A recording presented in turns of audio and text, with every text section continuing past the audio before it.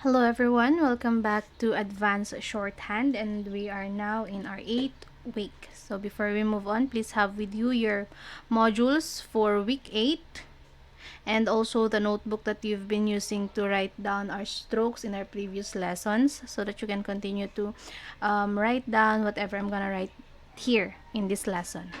Okay, so in your week 8, um, we're going to transcribe the words ending with ikal. Transcribe the to know phrases. So, when you say to know, present yung to know na words dun sa phrase. Okay? And then, we're going to transcribe another set of brief forms. Transcribe words ending shall, tial. And then, transcribe the oi words. And then, lastly, we're going to transcribe the measures of time, percent, feet, and pounds. Okay, so let's move on. First, we have the ikal sound. Paano transcribe ang ikal? So, usually, ang mga ikal na to nasa ending ng words. Okay? So, ang ikal is transcribed or stroked as a disjoint K stroke. Okay? Anong ibig sabihin ng disjoint? Hindi siya nakasali dun sa main body ng word. Kumbaga naka-separate siya, medyo naka-separate. Hindi naman masyadong malayo kasi baka pagkamalan mo na Ken yan, okay? So, hindi siya masyadong malayo dun sa last na stroke mo. Okay? So, para maintindihan, here are our set of words that has the ikal sound. Okay, so i-transcribe natin. So, first, we have medical. So, we have M for M, for the sound of M. M, and then we have E, and then D. So, this, when you read this, it's read as med, right? And then, let's add the ikal sound dito sa gilid. Okay, so that's how you stroke, or that is how ikal sound is represented, okay, in steno. Naka-disjoint or separate or nakahiwalay na K. Okay, now let's move on. We have logical. So, we have logic, law, jig,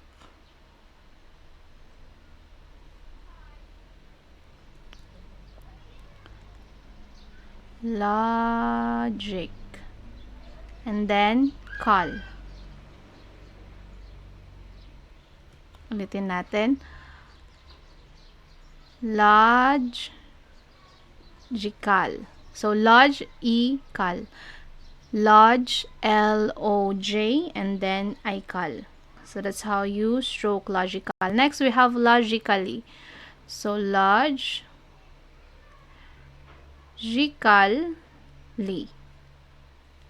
Typical. We have T, E, P, and then cal. Typically. And then typical, we have T-E-P, and then yung inyong cal. Next, article. So, we have art, and then cal. Ulitin natin. We have art, A-R-T, and then yung ikal natin. So, that's article. Next, articles. A-R-T, ikal, S. Ikal, then S. So, that's how you stroke articles. Ulitin natin. Okay, paalala lang ha, huwag masyadong malayo dun sa body ng inyong strokes or body ng inyong word. So, we have A-R-T, and then cul, and then S.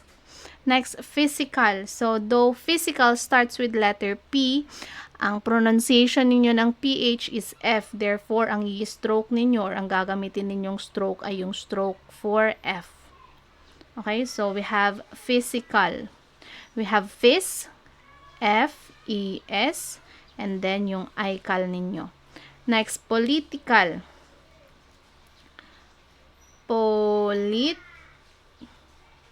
ikal. Next, radical. So, we have rad, ikal. Technical. So, we have nikal. We have tech, and then we add N, and then yung ical natin. Lastly, for ical, we have chemical. We have chem, and then ical. Okay, so those are our ical words. If ever na may mga words kayo na hindi nasundan, please go back and review or panoorin ulit ninyo kung saang banda ninyo hindi naintindihan yung stroke or hindi nasundan yung mga strokes, and then do it again, okay, hanggang sa makuha ninyo ng tama. So now, let's move on. Ang susunod ay yung ating mga brief form. Let's see. So, we have our brief form phrases.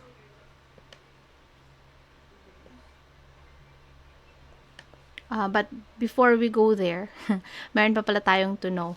Okay, so paano ini-stroke ang to know? So, to know is another brief form phrase. Okay?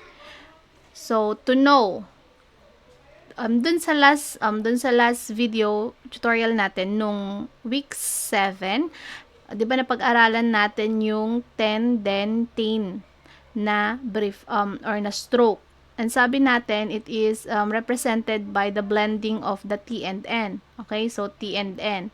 Ngayon, itong special brief form phrase na to know is ayun, yung combination or yung blending ng ating T and N and then yung ating letter O. Okay? So, it's written as to know.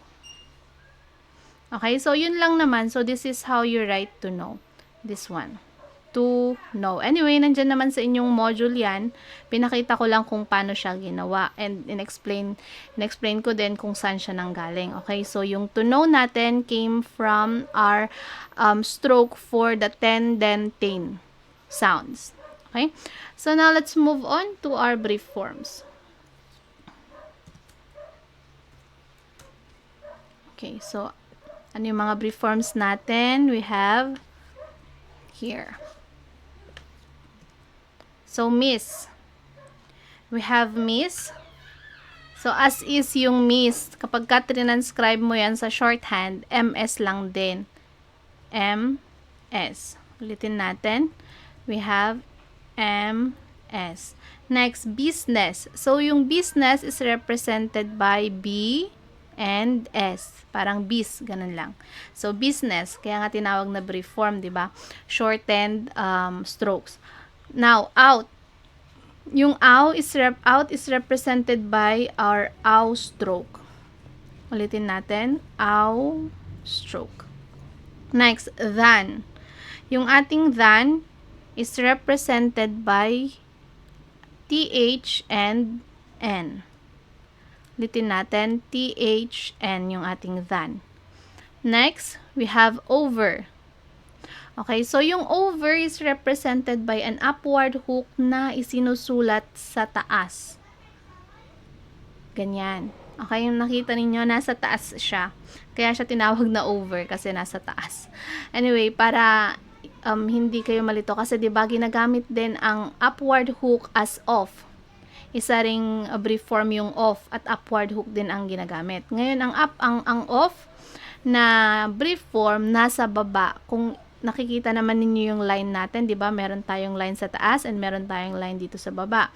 So kapag ka ang upward hook na 'yan ay nasa baba, off 'yan. Pero kapag ka nasa taas yung ating upward hook, it's used as over. Okay, nakuha po ba? Yan. So let's move on. What is represented by the stroke of O and T. Bakit? Kasi nga, British accent sila, it's what. Hindi siya what, it's what. Kaya, O and T. Okay? Next, difficult. Yung difficult natin is yung ating D and F blend. Dun sa dev, diff. Yun. Okay? So, yun. Yan. And then, Colt is represented by K. Parang dalawang bundok. Isang bundok na mataas and then isang bundok na, wrong yung sinabi ko. Isang bundok tsaka isang burol. Okay, so ayan, yung bundok natin is yung def, and then yung ating burol is yung K for colt. So yan yung stroke ng difficult. Okay, so of course, after every brief form, we have brief form derivatives. So, ano yung mga derivatives? These are the words that came from or derived from our brief forms. So, business, businesses. So, yung business natin kanina is represented by B and S. Now, we have ses, another S. So, ganyan yung businesses. Ayusin natin. Ulitin natin ng diretso. We have B, S, S. Businesses. Next, business-like. So, we have business like. Ulitin ko. Business like. Ang pangit pa rin. Ulitin natin. Business like. Okay, so we have B-S-L-I-K. Pangit pa rin. Ulitin natin. Isa pa. B-S-L-I-K.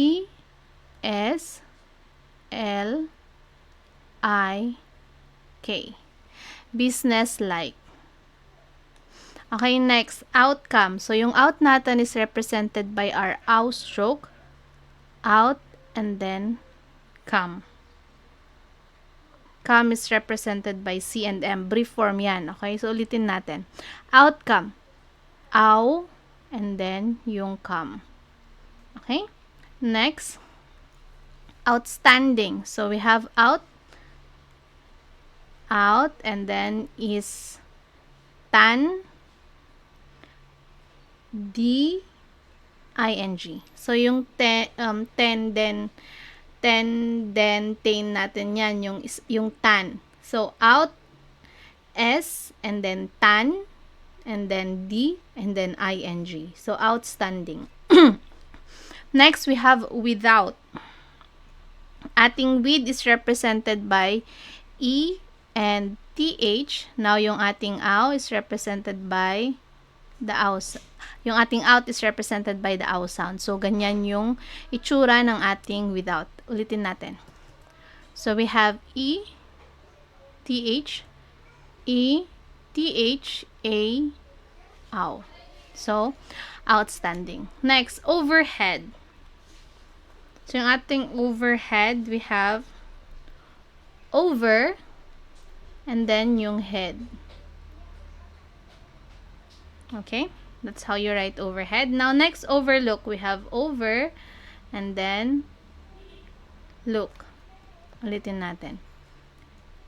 We have over, and then look. Okay. Next, overlooked. We have over, looked, and then T. Overlooked. Bakit T? When you say overlooked, hindi mo naman overlooked.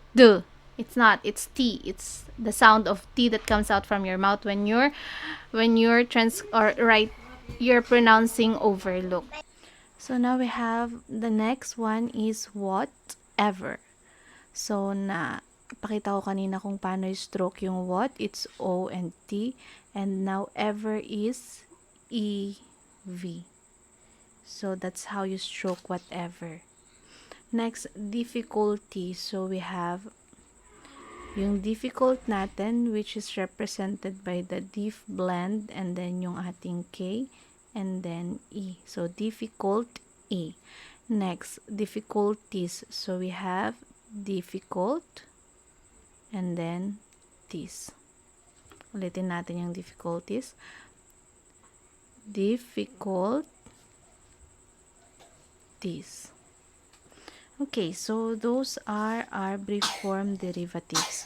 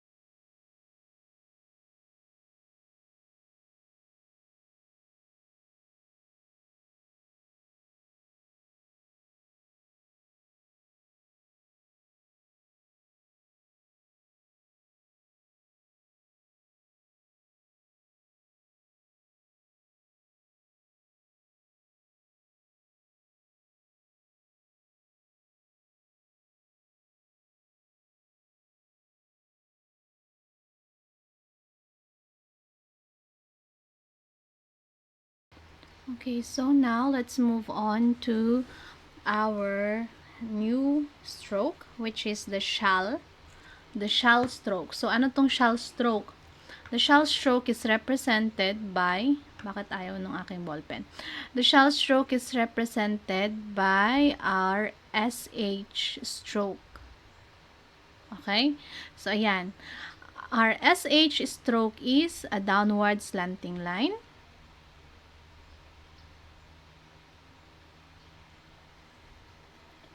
A downward slanting line. So, ano na yung mga gamit ng ating downward slanting line?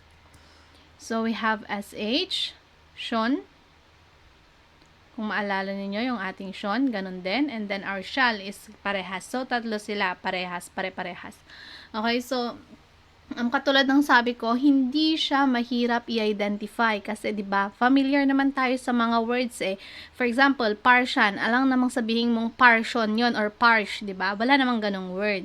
Okay, so hindi ka mahihirapan na mag-identify kung yung word ba na 'yon is ish yung gagamitin or yung sound of shon ba or yung sound of shall. Okay? So now let's move on to our group of words. For shall, we have this set or a group of words. Copy natin dito. Okay, so first we have special. Special. So, si special is pe and shall. So, we have s, and then pe, and then shall. Special. Now, next we have specially. So, we have spes, spe, shall, li. Okay? Next, we have initial. So, we have e, ni, shall. Initial. Next, initialed. E, ni, shalled. Next, we have partial. So, we have par and shall. Partially, we have par, shall, li. Next, financial. Financial. So, we have fee. Sorry. Ulitin natin. Hindi naman parang, oops. Sobrahan natin yung pag-ulit. Ulitin natin yung partially. So,